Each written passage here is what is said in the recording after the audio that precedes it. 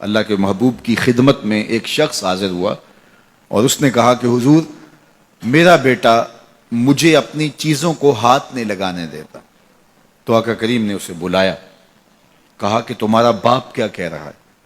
اس نے عرض کی حضور یہ چیزیں خراب کر دیتا ہے, بڑھاپا ہو گیا ہے تو چیزیں خراب کر دیتا ہے. تو حضور کی چشمان اقدس میں آنسو آ گئے. فرمایا ایک وقت تھا کہ اس کی چیزیں تو خراب کرتا تھا اور اس نے کبھی نہیں روکا تھا. تو حضور نے ایک تاریخ ساز جملہ ارشاد فرمایا, انتا و مالو کا لے ابی کا, تو بھی اور تیرا مال بھی تیرے باپ کا ہے.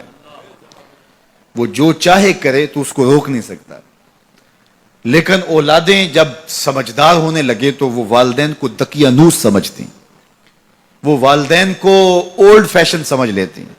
وہ سمجھتی ہیں کہ یہ تو جدید دور کے تقاضوں کو جانتی نہیں, حالانکہ والدین نے چکی کی طرح زمانے کو پیسا ہوتا ہے اور حالات کے جبر کو سہا ہوتا ہے اور تجربات کی چکی میں خود پسے ہوتے ہیں اور انہیں پتا ہوتا ہے کہ جو ہے وہ کیسے زندگی گزارنی ہے. اگرچہ وہ جدید دنیا کی اصطلاحات سے واقف نہ ہوں اور جدید زبانوں اور لہجوں سے آگاہ نہ ہوں, جدید فیشن انہیں نہ آتے ہوں, لیکن حالات کو کیسے گزارنا ہے یہ انہوں نے اپنے تجربات سے سیکھا ہوا ہوتا ہے. اور اولاد اگر ان کی اتباع کرتی ہے تو وہ سرخرو ہوتی ہے. لیکن چونکہ گرم خون جب آتا ہے تو پھر وہ چاہتا یہ ہے کہ میں زیادہ سمجھدار ہوں, تو والدین کو وہ اگنور کرنے لگ جاتے ہیں. اور والدین جب اپنے اختیارات سمٹتے محسوس کرتے ہیں اور اولادوں کے اختیارات بڑھتے ہوئے محسوس کرتے ہیں تو ایک طرح سے وہ اندر سے ٹوٹنا شروع ہو جاتے ہیں اور یہ ان کے لیے اذیت کا سامان ہے. تو اس لیے میرے رب نے انسانی نفسیات اور انسانی کمزوریوں کو مد نظر رکھتے ہوئے کتنی خوبصورت جو ہے وہ تاکید فرمائی, وَبِالْوَالِدَيْنِ إِحْسَانًا, ان کے ساتھ تم نے حسن سلوک کرنا ہے, تمہارے رویے خوبصورت ہوں. بلکہ فرمایا تم نے ان کے سامنے اف بھی نہیں کہنی. کلمہ تعفیف کیا ہے؟ اف بھی نہیں کہنی. تو کہتے ہیں کہ آپ کے ہاتھ پر, بدن پر, لباس پر, کسی جگہ پر کوئی گرد, کوئی ریزہ پڑا ہوا ہو تو آپ اس کو پھونک سے ایسے اڑاتے ہیں, پھونک مارتے ہیں, تو اس سے جو آواز پیدا ہوتی ہے اس کو اف کہتے ہیں.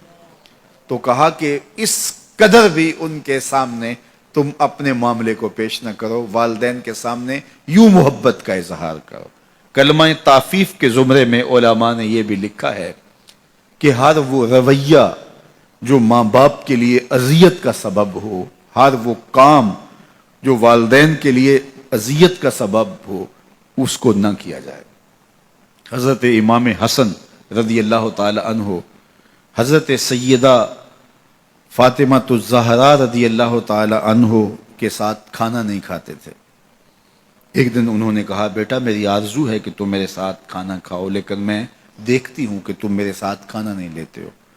تو عرض کی, امی جان میں اس ڈر سے آپ کے ساتھ کھانا نہیں لیتا کہ کسی لقمے کی طرف آپ کی نظر بڑھ گئی ہو اور آپ کا ہاتھ ابھی نہیں بڑھا اور میں پہلے اس لقمے کو اٹھا لوں جس کی طرف آپ کی نگاہ سبقت لے گئی ہے, اور آپ ماں ہونے کی وجہ سے مجھے نہ روکیں.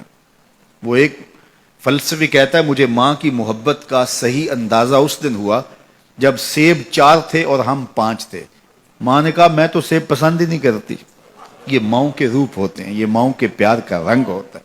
تو کہا کوئی لقمہ اچھا ہو اور آپ کی نظر بڑھ گئی ہو, لیکن میرا ہاتھ پہلے بڑھ جائے اور آپ اس وجہ سے کہ آپ ماں ہیں تو آپ جو ہے وہ اس کی طرف ہاتھ نہ بڑھائیں, تو میں اس ڈر سے آپ کے ساتھ بیٹھ کے کھانا ہی نہیں کھاتا. تو کہا ان کے سامنے اف بھی نہ کہو اور ان کی تعظیم کرو.